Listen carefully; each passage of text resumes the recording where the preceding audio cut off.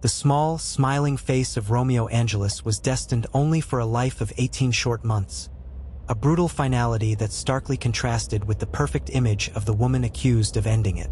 While the world remembers the tragedy that unfolded in a quiet Georgia dorm room, the story begins long before, framed by the ambition and volatile immaturity of a young woman named Trinity Madison Pogue.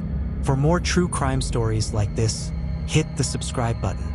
In 2023, Trinity was the quintessential small-town success story. A freshman at Georgia Southwestern State University, she was not just a student, but a high-achieving one. A fact the defense would later hammer home, with a straight-A average in her nursing program.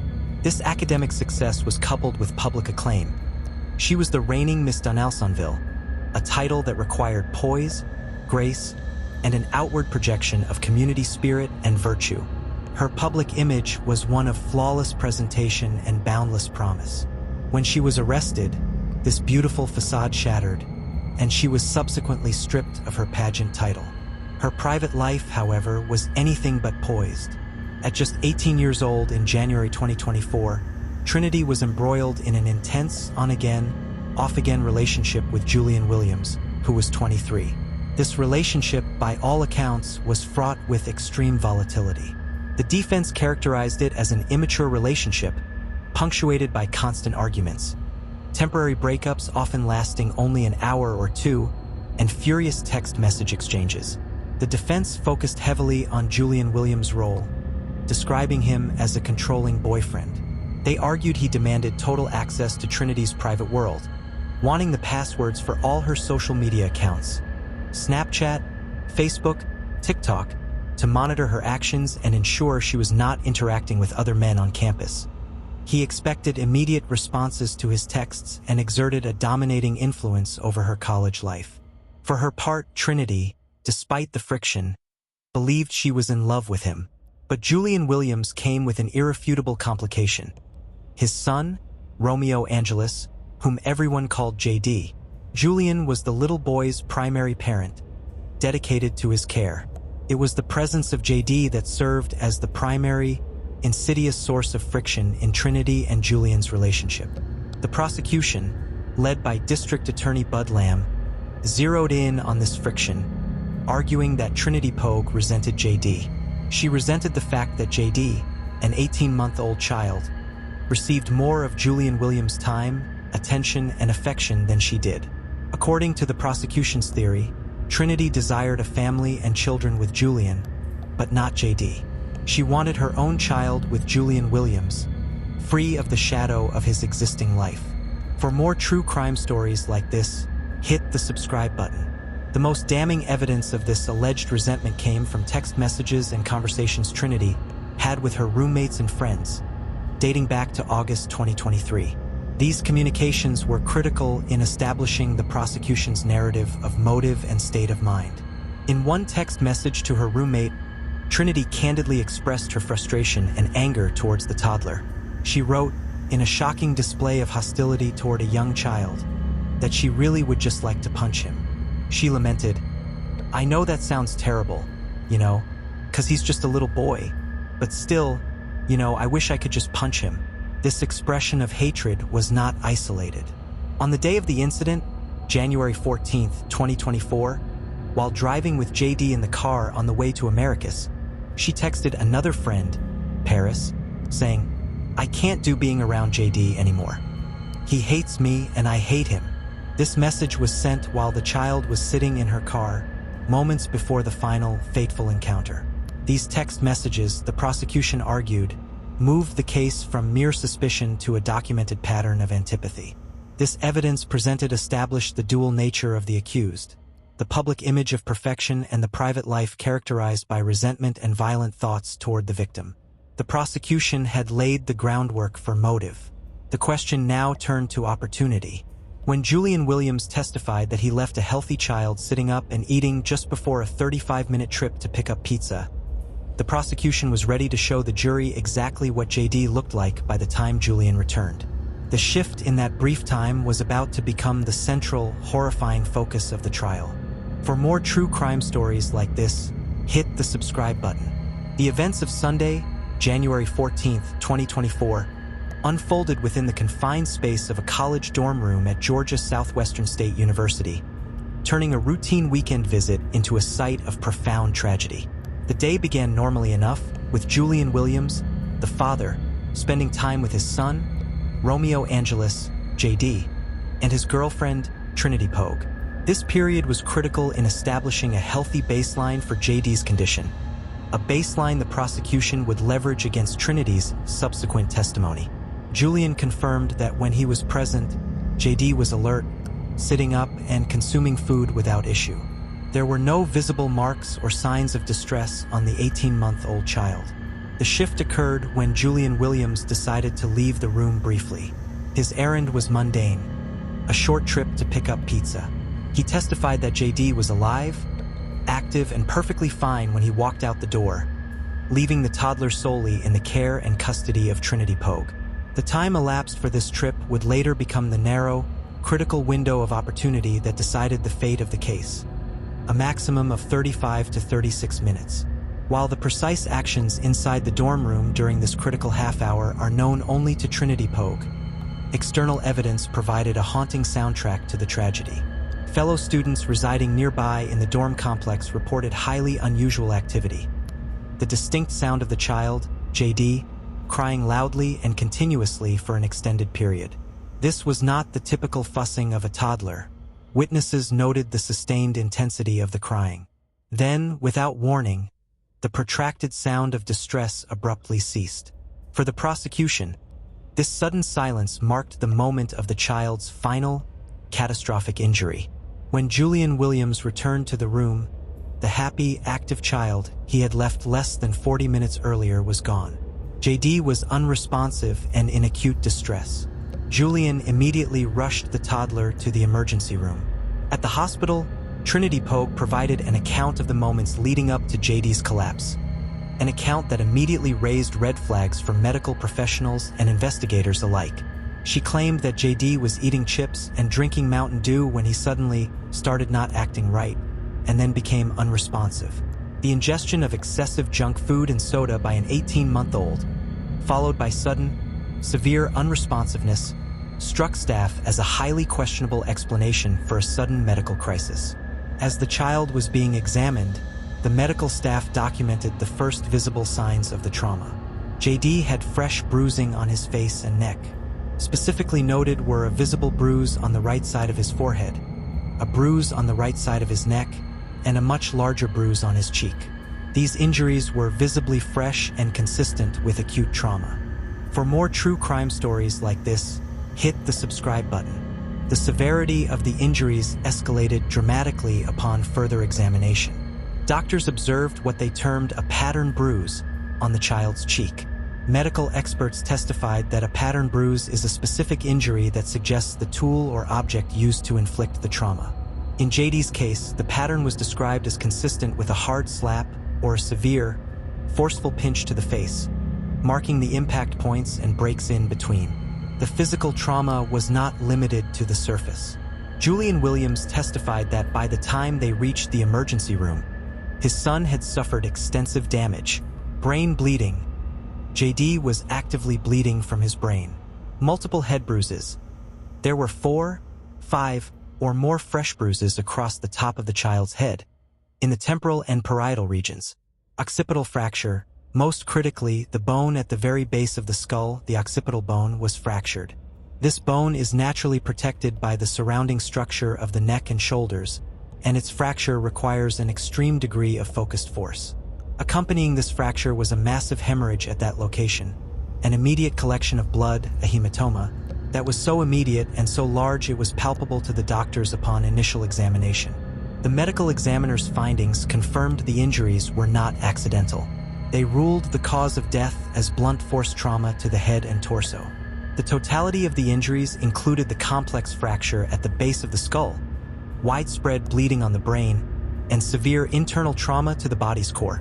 Critically, the post-mortem analysis revealed a crushed right lobe of the liver and an injured adrenal gland.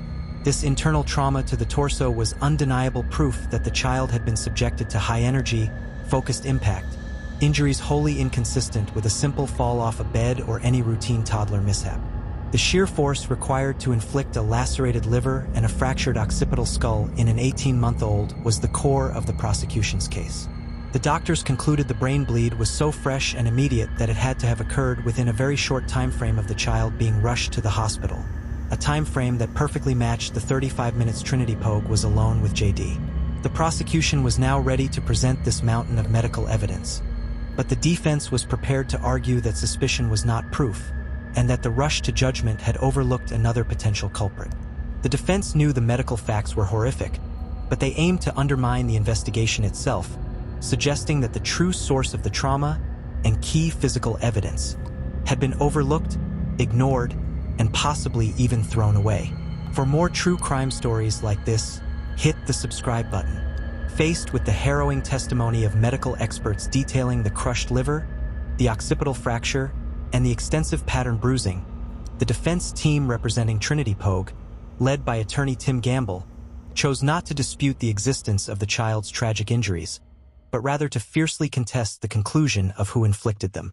Gamble acknowledged that JD was a victim of tragic injuries, but vehemently insisted that the second victim was Trinity Pogue, accused of a crime she did not commit based upon speculation that is incorrect. The core of the defense strategy was to expose what they labeled a rush to judgment by the Georgia Bureau of Investigation, GBI. The defense argued that law enforcement entered the case with a singular, flawed theory. Because Trinity Pogue was the last person alone with JD during the critical 35-minute window, she must have done it. From that point forward, the defense argued, the investigation ceased to be an objective search for truth and became a concerted effort only to prove the predetermined suspect's guilt. Crucially, the defense pointed out that when GBI investigators scoured Trinity's dorm room, searching for the object or implement used to inflict the brutal injuries, they found nothing. This failure to secure physical evidence linking Pogue's hands to the scene, the defense contended, fundamentally undermined the prosecution's case, leaving it reliant solely on the circumstantial evidence of opportunity. To challenge the prosecution's timeline, the defense introduced an alternative theory for the source of the injuries, the possibility that JD's trauma occurred the night before the incident. They posited that JD may have sustained the initial brain trauma from a fall off a 40-inch tall bed, while his father, Julian Williams, was allegedly passed out intoxicated. This theory was interwoven with a detailed attack on the overall investigation and Julian Williams's credibility. The defense highlighted a series of alleged omissions and failures by the GBI. The soiled jacket. During his emotional testimony, Julian Williams described JD throwing up on his jacket as he was getting into the car after finding his son unresponsive. When cross-examined by the defense, Williams confirmed that investigators never asked him to turn over the jacket for testing and never photographed or tested the jacket for forensic evidence. He testified that he still had the jacket, uncleaned, at his house, a critical piece of potential evidence left uncollected. The discarded diaper. The defense also referenced an allegedly discarded diaper that contained blood in the child's fecal matter, suggesting internal distress may have preceded the 35-minute window. They implied this vital piece of evidence was also ignored or discarded by the rushing investigators. The untested hands. The defense elicited testimony from Williams that despite being a central figure and the last person to have physical contact with the child before Trinity, no one in law enforcement ever looked at his hands, photographed them, or checked for bruising that might indicate he had violently struck the child.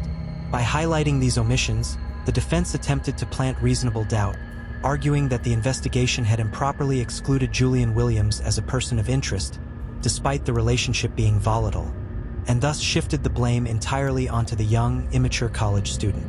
For more true crime stories like this, hit the subscribe button. The defense fought hard to present Trinity Pogue not as the callous, resentful woman depicted in her text messages, but as an ambitious young adult whose life was ruined by circumstances.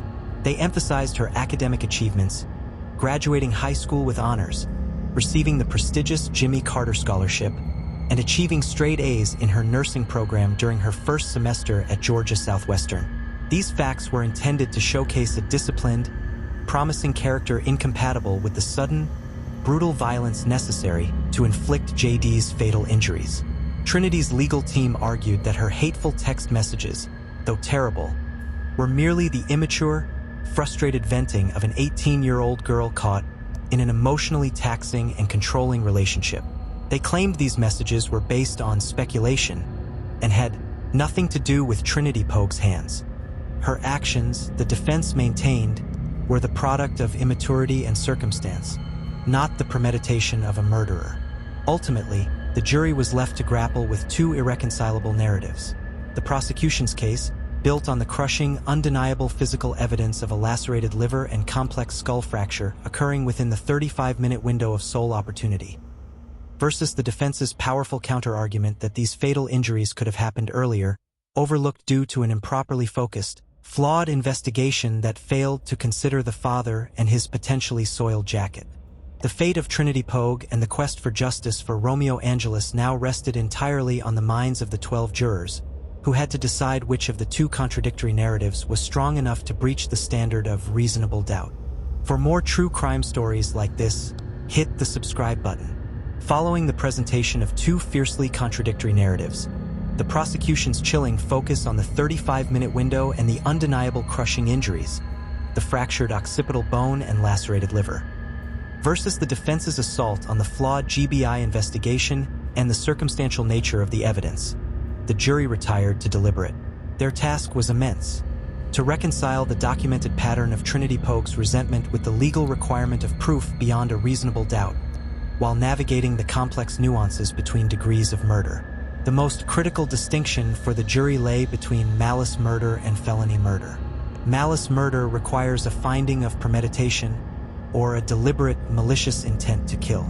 Felony murder, conversely, means the death occurred during the commission of another felony, in this case, aggravated battery or cruelty to children. The jury needed to determine if Trinity Pogue intended to kill the child, or if she committed an act of extreme violence, battery/cruelty, that tragically resulted in death. The defense's success in portraying Pogue as an immature student acting out in a moment of frustrated rage, rather than a cold-blooded killer, would be key to avoiding the malice charge. The pressure inside the courtroom was palpable when the jury returned, having reached a decision that would forever alter the life of the former Miss de Nelsonville. When the clerk called the court to order, Trinity Pogue was instructed to stand. Though the defense had fought hard to project an image of a stoic, innocent victim throughout the trial, this moment was the ultimate test of her composure. The verdicts were read as follows. Count 1, malice murder. The verdict read, "We the jury find the defendant not guilty." The acquittal on the most severe charge suggested that the jury accepted the defense's argument that the state failed to prove premeditated intent to kill little JD. However, the case hinged on the remaining charges related to the violent act itself. Counts 2 and 3, felony murder. The verdict read, "We the jury find the defendant guilty." Counts 4 and 5, aggravated battery, 2 counts. The verdict read, "We the jury find the defendant guilty." Count 6, cruelty to children in the first degree. The verdict read, "We the jury find the defendant guilty." For more true crime stories like this, hit the subscribe button. The jury had definitively concluded that while Trinity Pogue may not have intended to kill Romeo Angelus, she was, without a shadow of a doubt, the person who inflicted the brutal, fatal injuries found on his small body during the 35 minutes she was alone with him. The convictions for aggravated battery and felony murder directly supported the medical testimony that the child suffered high, focused force, leading to the lacerated liver and fractured skull. As the guilty verdicts were read, Trinity Pogue's carefully constructed image of neutrality collapsed. She was visibly dejected and disappointed, a clear expression of shock and devastation finally replacing the stoicism she had maintained throughout the proceedings. The reality of the conviction, that the jury believed she violently attacked and killed the 18-month-old, was inescapable. Due to the nature of the charges, particularly felony murder, the sentencing was severe. The judge sentenced Trinity Pogue to life in prison. While the specific terms allowed for the possibility of parole after 30 years, the sentence effectively ended the life she had been so meticulously building: the college student, the nursing career, and the pageant queen persona. Pogue immediately signaled her intention to appeal the verdict. The conviction served as a definitive legal answer to the question of who was responsible for the death of Romeo Angelus. The jury ultimately rejected the defense's theory of a fatal fall or a compromised investigation, choosing instead to trust the indisputable physical evidence that the injuries were acute, non-accidental, and occurred under the sole supervision of the accused. Trinity Pogue's life was now irrevocably defined by a correctional facility docket number, her promise traded for a prison sentence. Her story became a cautionary tale of how private resentment and explosive rage can obliterate a carefully curated public image. Yet, beyond the legal battles, the evidence, and the verdict, the case remains centered on the life that was violently extinguished. The conviction for felony murder, aggravated battery, and cruelty to children provided justice for Romeo Angelus, J.D. His 18 months were tragically cut short by an act of violence that was inconsistent with his life, consistent only with the final moments of horror inflicted during a brief, unsupervised window of time. The case of Trinity Pogue closed the chapter on the trial, but it permanently cemented the facts.